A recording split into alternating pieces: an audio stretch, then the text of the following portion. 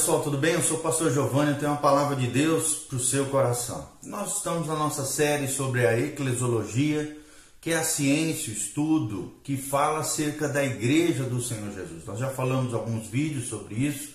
É muito importante que o crente conheça a eclesiologia, essa doutrina fundamental da teologia sistemática, a doutrina acerca da igreja, do entendimento do que a Bíblia Sagrada, do que as Escrituras falam sobre a igreja, tá bom? E o nosso tema de hoje é o que é a igreja invisível. O que é a igreja invisível? Nós já falamos rapidamente um pouquinho sobre isso, mas vamos nos aprofundar ainda mais sobre esse assunto tão especial. Se você ainda não nos segue, clique aqui no link do YouTube, siga-nos nas redes sociais. Aqui em cima também tem o nosso site da Igreja Batista Betel para você assistir nossos cultos, nossas programações. E o nosso Instagram também está aqui na tela superior à sua direita, tá bom? Que Deus abençoe a sua vida e o seu coração. Vamos lá nessa jornada através da palavra de Deus. Então, em primeiro lugar, nós já falamos um pouquinho sobre isso, né? A igreja como o corpo de Cristo. Existe a igreja invisível ou mística e a igreja visível, que são aquilo que aparece, né? As denominações, as instituições cristãs e tal, a igreja visível.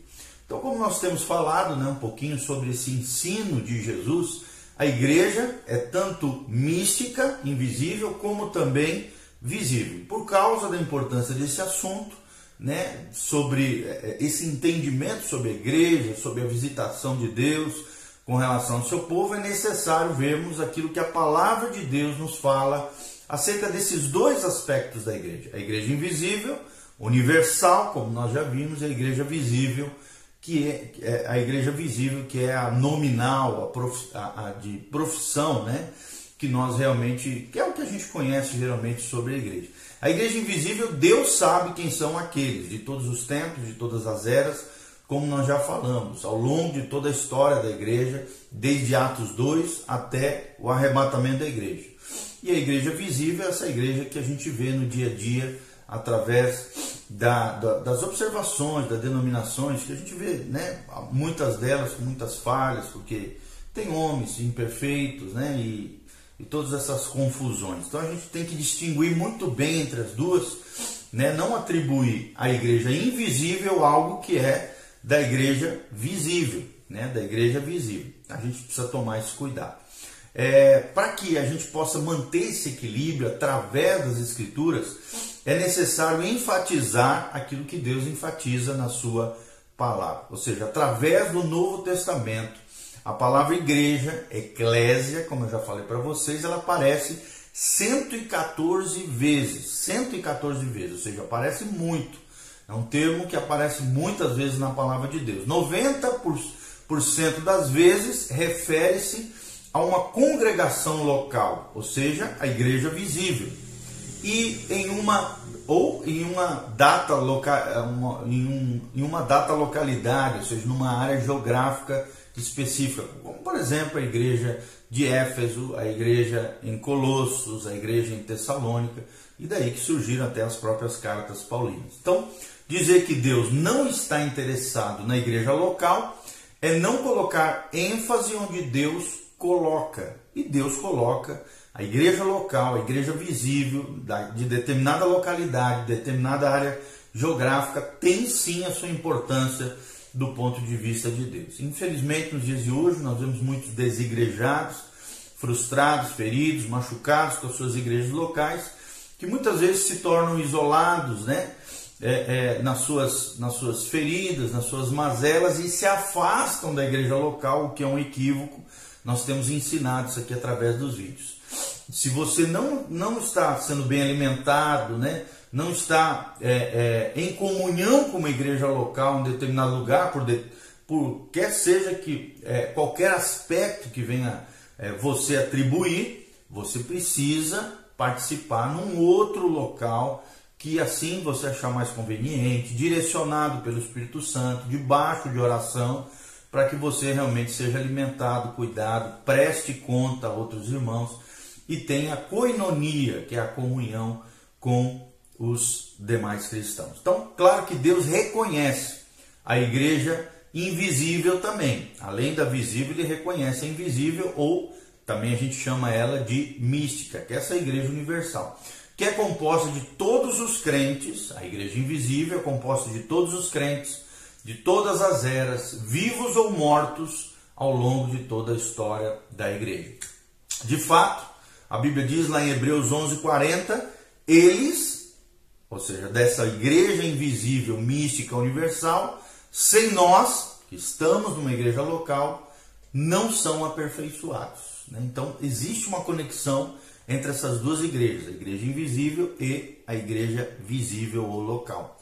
É muito importante que nós não menosprezemos, amados, o que Deus proveu, o que Deus gerou através de uma assembleia local, de uma comunidade de fé local, geográfica, estabelecida numa cidade e região. Então vamos lá adentrar nessa primeira temática, o que é a igreja invisível em primeiro lugar. Depois nós vamos tratar mais sobre a igreja visível.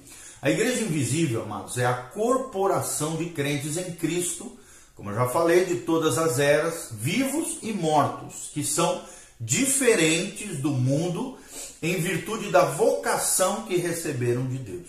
Ou seja, são homens e mulheres que saíram do mundo corrompido, dessa geração perversa, e foram chamados em virtude da sua vocação, receberam a Jesus e agora caminham com Deus. A palavra igreja, eclésia, significa os chamados para fora. Fora de onde? Fora do mundo corrompido, do mundo que jaz do maligno, como diz a Bíblia Sagrada. Então a igreja consiste daqueles que foram chamados para fora do mundo e foram separados para Deus para cumprirem o seu propósito. Então ela não pode ser confundida com um mundo, por exemplo, reformado. Não, é outra coisa, tá? E a Epístola aos Efésios, ela trata primordialmente dessa natureza da igreja invisível. E dela nós podemos concluir, a linda carta de Paulo aos Efésios, de 1 até o capítulo 6, você vai ver ali uma carta específica trazendo a revelação do coração de Deus acerca da igreja. Efésios se resume em 3 princípios. Primeiro, o que é ser um filho de Deus, a identidade do cristão. Do capítulo 1 ao capítulo 3, nós aprendemos sobre isso. Do capítulo 4 ao 6, 9, nós aprendemos quais devem ser as atitudes, os comportamentos de um verdadeiro cristão. Tudo isso com referência, é claro, à igreja, à eclésia. E no final de 6:10 até o finalzinho do capítulo 6, nós vemos como tornar-se um guerreiro espiritual de Deus. Então, Efésios se divide nessas três grandes verdades. Qual é a identidade do cristão ou da igreja de Jesus? Qual deve ser o comportamento da igreja ou do cristão? E, em terceiro lugar, como se tornar-se num nível mais elevado de maturidade, como se tornar-se um guerreiro espiritual, porque fala sobre a batalha espiritual que todo crente enfrenta e quais são as armas que nós temos da parte de Deus, tá bom? Então Efésios trata dessa natureza, dessa igreja universal, dessa igreja invisível, e podemos defini-la da seguinte maneira: há somente uma igreja universal. Está lá em Efésios 1:22, a Bíblia diz que só existe uma igreja universal, tá bom? Aqui não estou falando da igreja universal do Reino de Deus, estou falando da igreja, como eu já falei, de todos os crentes em Cristo, de todas as eras, vivos e mortos, que são diferentes do mundo em virtude da vocação que receberam de Deus, tá bom? Muitas pessoas ficam perturbadas, por exemplo, por ver que nem todos os que são salvos fazem parte dessa organização, e realmente não fazem, nós sabemos disso. O problema não é tão sério, amados, quando você reconhece que está de passagem, como outras, como ela estão discutindo coisas invisíveis, né? Então a gente precisa reconhecer isso, que mesmo dentro da igreja local existem pessoas que não fazem parte dessa igreja universal. Você pode ler isso também em Romanos 12, versículo 5 e 1 Coríntios 10, 17, tá bom? Segunda observação é que a igreja é uma proclamação viva para os mundos visíveis e invisíveis. da multiforme sabedoria de Deus, está lá em Efésios 3:10. Ou seja, todas essas diferenças, todas essas pessoas de diferentes etnias, cores, raças, personalidades, tudo isso dentro da Igreja Universal, Mística e Invisível, revela a multiforme sabedoria de Deus, um Deus sábio que se revela de muitas formas, que usa diferentes pessoas de diferentes etnias, cores, raças, personalidades para cumprirem o seu propósito. Isso é tremendo, gente, essa multiforme sabedoria de Deus. Por isso nós precisamos entender, compreender as diferenças que existem dentro da igreja. Aprenda, querido, Deus não está apenas demonstrando a sua graça ao homem, mas também está demonstrando a sua sabedoria aos principados e às potestades, ou seja, ao reino invisível também. A sabedoria de Deus encontra a sua suprema manifestação na sua graça e na sua igreja. Então, através da igreja, nós vemos essa grandeza de Deus, essa sabedoria de Deus em cumprir os seus propósitos, através de diferentes pessoas, de diferentes personalidades, diferentes etnias, ao longo de toda a história, tá bom? O terceiro ponto, o terceiro princípio é que a igreja invisível é algo que existe através de todas as eras, está lá em Efésios 3:21, ou seja, através desses templos, né, de toda essa história da igreja. A igreja estava no propósito eterno de Deus, portanto a igreja não pode ser um parêntese que Deus improvisou quando os judeus rejeitaram a Cristo. Se os judeus tivessem recebido a Cristo, teriam estabelecido a igreja, tá bom? Então, a igreja é algo que existe através de todas as eras, aqui no sentido que sempre houve um remanescente fiel, tá? Um Israel espiritual, como nós já falamos em outros vídeos, tá bom? Não que não exista esse parênteses profético, essa dispensação da graça, sim. Aqui está falando no sentido que Deus não foi pego despercebido, Deus já sabia da rejeição por parte de Israel, e tanto o Israel espiritual do Antigo Testamento, como o novo Israel espiritual, na dispensação da graça, formam uma só igreja, um só povo espiritual, essa igreja universal mística de Deus, tá bom? Então os propósitos de Deus não fluem meramente através da igreja, como fluem através do mundo, mas fluem para a igreja. O objetivo final de Deus é levar esta igreja à glória eterna, né? Ou seja, aqui é uma referência ao céu, ao arrebatamento da igreja, à ressurreição dos justos. E a igreja nunca será substituída por um reino ou qualquer coisa. Não, a igreja já está inserida no reino de Deus. Ela já faz parte desse algo ainda maior chamado reino de Deus. A igreja é sujeita à sua cabeça, ou seja, Jesus Cristo, lá em Efésios 5:24. Deus apresenta essa sujeição na figura das relações familiares, ou seja, da mesma maneira que existe essa ligação familiar, também existe essa ligação entre Cristo e a sua noiva, entre Cristo e a sua igreja. Qualquer sujeição a qualquer autoridade que não seja autorizada por Cristo é infidelidade, é adultério e leva à alienação espiritual, tá bom? Então preste atenção, vou repetir: qualquer sujeição a qualquer autoridade que não seja autorizada por Cristo, pelo próprio Cristo, e aqui nós estamos falando também de um reconhecimento comunitário, é infidelidade, é adultério espiritual e leva à alienação. Alienação é um termo que vocês sabem, né, filosófico, significa alguém que sai fora de si, perde o tato, o senso com a realidade. Infelizmente, nós sabemos que temos muitos crentes hoje alienados, né, longe dessas realidades espirituais, desses princípios orgânicos da teologia bíblica, do ensinamento de Deus, da palavra de Deus. Outra coisa muito importante: a igreja é remida por Cristo.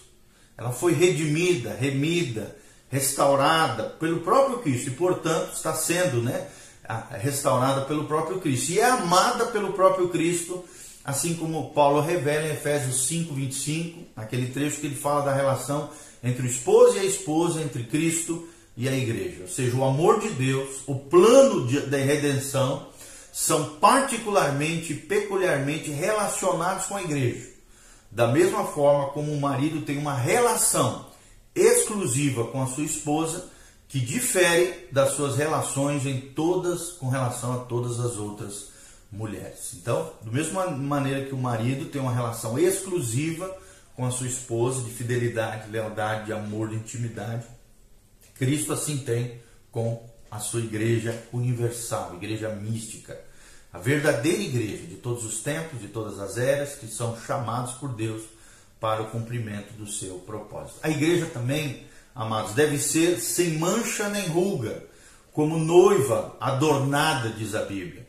E para que ela possa ser apresentada para o seu noivo no dia do arrebatamento da igreja, é o que diz Efésios 5:25. Ou seja, potencialmente, a igreja invisível já está nessa condição por causa da obra de Cristo, do sangue de Jesus, por esse posicionamento dela, da igreja verdadeira, mística, invisível, universal, como nós estamos falando, ela já está nessa posição de fé, de graça, de purificação, sem mancha e nem ruga. Então, à medida que se aproxima o fim de todas as coisas, né, todo esse perfil profético que nós estamos falando, Deus deseja levar a nossa experiência ao nível da nossa potencialidade em Cristo. Isso aqui é muito importante, gente.